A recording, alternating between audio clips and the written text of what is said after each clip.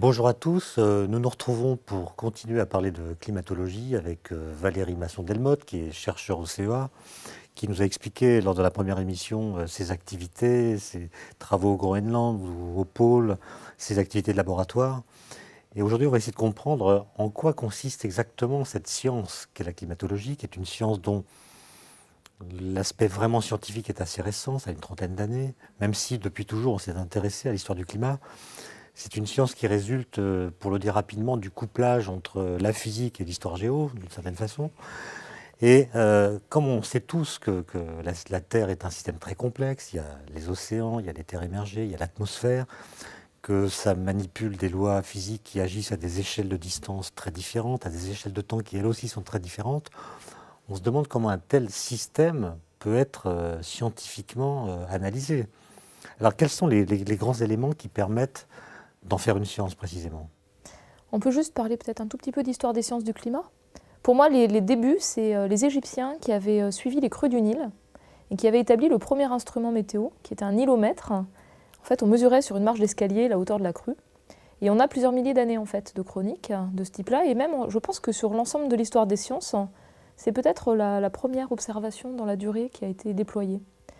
Et ensuite, les Grecs qui avaient voyagé, réfléchi à l'impact de l'inclinaison des rayons solaires sur les températures, avaient donné ce terme de climat qui vient au départ du grec qui veut dire inclinaison. Donc ils avaient bien identifié que le moteur du climat, c'est l'énergie solaire qui est reçue, qui varie d'une latitude à l'autre, de l'équateur au pôle, et aussi selon les saisons. Et même Aristote avait dit, de même que dans une année on passe d'un hiver à l'été, sur une longue période de temps, on aura des grands changements climatiques, et à l'échelle d'une vie humaine, ces phénomènes passent inaperçus. Donc ils avaient également conçu le fait que le climat n'est pas quelque chose de figé. Ensuite, il y a eu plusieurs siècles de stand-by. Et l'idée que le climat changeait, elle a ressurgi à partir du XVIIIe siècle. Au départ par les naturalistes, qui observaient l'évolution en fait, des végétaux, des animaux, à partir des squelettes fossiles en fait. Et puis au XIXe siècle avec des physiciens qui ont commencé à se coller à ce problème-là. Et on cite souvent un physicien suédois, Arrhenius, qui avait fait le calcul de la quantité de gaz à effet de serre que la combustion du charbon relarguait dans l'atmosphère et qui avait démontré que le dioxyde de carbone a la propriété de piéger le rayonnement thermique de notre planète, ce qu'on appelle l'effet de serre, et donc avait commencé à calculer quel pourrait être le réchauffement climatique des siècles suivants. Et est-ce que par exemple la théorie de l'évolution de Darwin, la théorie de la sélection des espèces, qui a introduit la notion d'historicité dans le vivant, a été rapidement couplée à l'idée que le climat lui-même avait varié et avait pu jouer un rôle dans cette sélection des espèces? Dans l'état de mes connaissances à moi par rapport à la théorie de Darwin, je dirais qu'il avait plutôt pensé ça par rapport aux séparations, c'est-à-dire plutôt par rapport à la tectonique des plaques et aux échanges possibles ou non. Et c'est plus récemment en fait qu'on a intégré sur des échelles de temps très longues en fait, disons les ruptures que les grands changements climatiques ont pu entraîner dans l'évolution des espèces. C'est plus Là, récent. vous avez expliqué que depuis assez longtemps, finalement, on se préoccupe de la variation du climat. Tout à fait. Mais à partir de quand dit-on de certaines personnes qu'elles sont des climatologues? Alors dans les années 60, c'était plutôt des géographes qui avaient établi en géographie physique la climatologie qui permettait de décrire d'une manière un peu statique finalement les climats moyens des différentes régions de la Terre. Et ça, c'était hérité de classification des types de végétation, par exemple, et des premières observations météorologiques. Mais c'était pensé comme statique, alors? C'était plutôt une approche descriptive d'un état moyen. Voilà. Donc il y avait la météo qui est l'évolution d'un jour à l'autre, en gros, de l'atmosphère principalement, plutôt locale. Et puis il y avait cette climatologie au sens l'état moyen dans les différentes régions de la planète. Et pour moi, la rupture, c'est au niveau des années 1960-70, avec d'une part l'observation du climat qui dérive. Donc, grâce aux mesures météorologiques, aux mesures par satellite, on observe un changement évident. Et puis d'autre part, une révolution sur l'étude des climats du passé, double révolution. On passe du descriptif au quantitatif. C'est-à-dire, autant on savait qu'il y avait eu des extinctions d'espèces, des changements dramatiques, avec des méthodes d'analyse tirées de la physique, des méthodes de géochimie en fait, des méthodes de géochronologie. On peut établir quand ça a changé, donc est-ce que c'est local, est-ce que c'est global, est-ce que c'est cohérent à grande échelle, et de combien ça a changé. Et donc on commence à connaître vraiment sur une fresque historique les successions de climats à grande échelle de notre planète. Donc c'est pas simplement il y a eu une glaciation, ça a été un refroidissement global de 5 degrés en moyenne qui a culminé il y a 20 000 ans. Et là, ça change tout. Ça change tout pour ce système climatique parce qu'on peut mettre en relation l'évolution qu'on observe avec ce qui cause ces variations climatiques. Donc, par exemple, pour la période actuelle, essentiellement l'augmentation des rejets de gaz à effet de serre. Pour les siècles précédents, la fréquence des éruptions volcaniques, les variations de l'activité du Soleil, et puis à l'échelle des glaciations, les variations de l'orbite de notre planète. Alors le fait que la climatologie, grâce à la simulation, grâce aux mesures, soit capable de comprendre ce qui s'est passé dans le passé, permet à cette science, qui du coup est vraiment une science, de faire des prédictions. Tout à fait. Alors qu'est-ce que vous dites à ceux qui prétendent qu'il est absurde de penser pouvoir prévoir le climat sur un siècle ou plusieurs siècles même, dès lors qu'on est incapable de prévoir la météo sur 2 ou 3 jours? Alors il faut juste un petit peu expliquer la différence entre la météo et le climat. Prévoir la météo, pour prévoir la manière dont l'atmosphère va changer, il faut connaître son état initial, en 3 dimensions. Donc on part de réseaux de mesures absolument gigantesques pour regrouper dans des bases de données mondiales l'état de l'atmosphère. Et à partir de là, on a un code de calcul qui représente la physique de cette atmosphère et qui va simuler à 1, 2, 3, 4, 5, 10 jours son devenir. Et forcément, comme on n'a pas une connaissance parfaite du départ, on a des erreurs qui grandissent à mesure qu'on fait une prévision future. Donc on peut faire une prévision très précise à 3 heures, et moins précise à 3 jours, et probabiliste en fait et à même plus si de on 5 avait une jours. connaissance très précise de toutes les mesures avec une densité Voilà. encore plus forte, il y aurait quand même une incertitude à long terme. Tout à fait, parce que l'atmosphère a la capacité d'avoir un comportement, d'être extrêmement sensible à de petites perturbations, et donc d'avoir plusieurs trajectoires possibles à partir d'un état de départ. Mais ça, c'est l'instant. Et la différence fondamentale avec le climat, c'est que ce qui contrôle le climat de notre planète, c'est à l'échelle globale des échanges de rayonnement avec l'espace. Combien d'énergie solaire rentre et combien de rayonnement infrarouge sort. Et ça, on le comprend très bien pour notre planète, mais également pour les autres planètes qu'on peut étudier dans l'espace.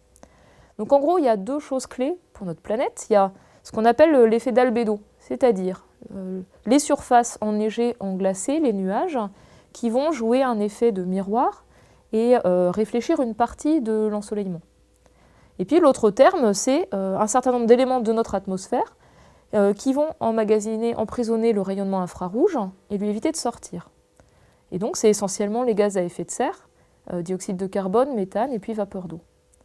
Donc ça, c'est quelque chose qui est extrêmement bien connu, c'est des règles physiques qu'on connaît depuis plus de 100 ans sur les transferts de rayonnement, qui permettent de comprendre à l'échelle globale ce qui contrôle une température de planète. Donc la température moyenne, d'ailleurs souvent on nous dit mais qu'est-ce que ça représente la température moyenne à la surface de la Terre?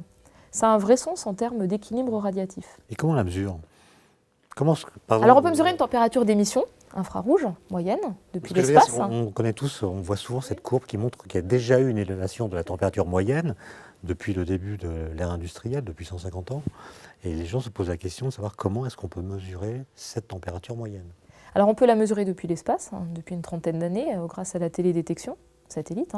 Et on a également un réseau de mesures météorologiques.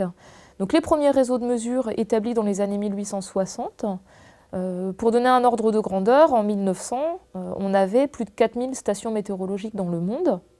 Et aujourd'hui, on en a à peu près 8000. Et la qualité de ces observations a évolué avec le temps. Donc on a des mesures, en particulier depuis 1950, qui sont conduites avec des protocoles standards d'une qualité excellente dans toutes les stations homologuées par le réseau météorologique mondial. Et on peut dire par exemple qu'on connaît aujourd'hui avec une précision de l'ordre de 0,1 degré la température moyenne de la planète par exemple. Et cette précision était un peu inférieure, plutôt 0,2 degré en 1860. Ça nous permet d'affirmer sans aucun doute que la température moyenne de notre planète s'est réchauffée d'environ 3/4 de degré au cours du dernier siècle. C'est bien enfin notre précision nous permet de l'affirmer sans aucun doute. C'est-à-dire que la climatologie est aujourd'hui une science bien constituée, qui résulte de la combinaison, de l'articulation entre plusieurs disciplines scientifiques, physique, chimie, peut-être biologie aussi, hydrodynamique. Enfin, c'est la nouvelle révolution, c'est-à-dire rayonnement. qu'on est né finalement, on a hérité de la météorologie, de l'océanographie, mais on incorpore tous les constituants de ce système Terre. Donc il y a tout ce qui est l'étude des zones enneigées en glacé, donc la glaciologie. On a également le couplage entre le monde physique, entre guillemets, c'est-à-dire la dynamique des fluides, les échanges de rayonnement, et également le monde vivant. Et qu'est-ce qui marque ces échanges? C'est en particulier le cycle du carbone. Donc pour l'illustrer, je peux donner peut-être un ordre de grandeur. Donc, nos activités humaines aujourd'hui, elles rejettent chaque année dans l'atmosphère plus de 30 milliards de tonnes de dioxyde de carbone, qui est le principal acteur du changement climatique en cours. Et par rapport à ces 30 milliards de tonnes qu'on nous rejetons, avec la déforestation, les constructions à base de ciment et puis les énergies fossiles, on a seulement la moitié qui reste dans l'atmosphère. Et l'autre moitié, elle est reprise, elle est absorbée par la végétation et les sols sur les continents, et par les océans et la chaîne de vie marine. Donc on a un couplage extrêmement étroit finalement entre ce monde vivant, marin et terrestre, ces équilibres complexes entre le climat et le cycle du carbone, et on a besoin de les intégrer dans un modèle qu'on appelle un code de calcul qui intègre la physique du climat et du cycle du carbone. Et on a besoin d'avoir ces outils-là pour prévoir sur quelle trajectoire nous plaçons cette planète actuellement et avec des conséquences potentielles pendant des siècles et des millénaires. Et alors pour faire progresser la climatologie et la qualité des prédictions, qu'est-ce qu'il faut? Il faut davantage de mesures? Est-ce qu'il faut au contraire mieux connaître les lois physiques qui régissent le couplage entre l'atmosphère, les océans? À votre avis, le problème est théorique ou est-ce qu'il est lié à l'observation? Il y a trois incertitudes majeures. Les deux sûrement, Ouais. ou les trois. Ouais, il y a trois incertitudes majeures finalement, pour savoir comment le climat va varier. Combien de gaz à effet de serre on va rejeter? Donc ça, c'est nous. Ça, c'est incertitude socio-économique, on va dire, démographique, socio-économique. La réponse, c'est de plus en plus. Technologique. C'est de plus en plus. La réponse, elle dépend de vous. Non, mais la courbe actuelle, ça monte.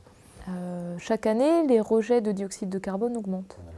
Et, actuellement, c'est très frappant, plus de 3% en plus chaque année. En 2007, on a rejeté, enfin les gaz à effet de serre qu'on a rejetés correspondaient à quasiment un quart de plus qu'en 1990. Donc on est sur une situation qui s'accentue. Notre poids sur l'environnement augmente. Voilà, malgré toutes les mises en garde qui ont été malgré faites. toute la prise de conscience, malgré les négociations internationales et une volonté affichée politique. Alors le deuxième facteur. Donc incertitude humaine, finalement, facteur humain. Le deuxième facteur, c'est la manière dont on comprend comment le climat réagit à un surplus de gaz à effet de serre. Donc sur le fonctionnement du système climatique lui-même. Et je peux vous donner ma vision à moi. Deux incertitudes majeures. La manière dont les nuages vont interagir avec les échanges de rayonnement. Pourquoi? Parce qu'en fait, le climat, ça n'est pas que des échanges simples d'énergie infrarouge qu'on peut calculer très facilement. C'est un ensemble de rétroactions.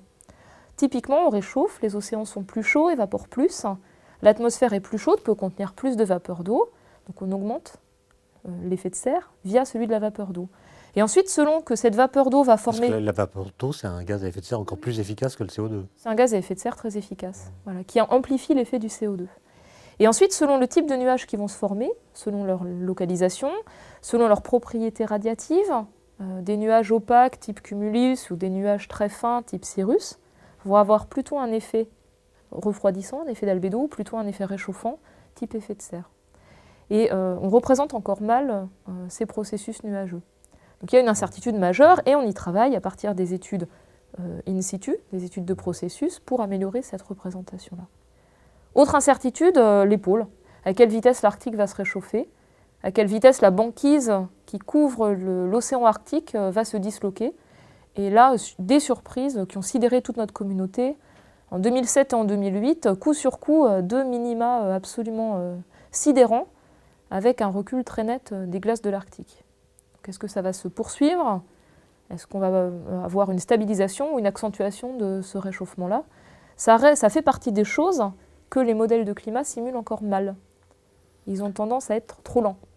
C'est l'heure de s'arrêter, donc merci à vous Valérie Masson-Delmotte. Nous reprendrons notre discussion en parlant cette fois des travaux du GIEC qui ont une importance politique à venir sans doute considérable. Merci à vous. Merci.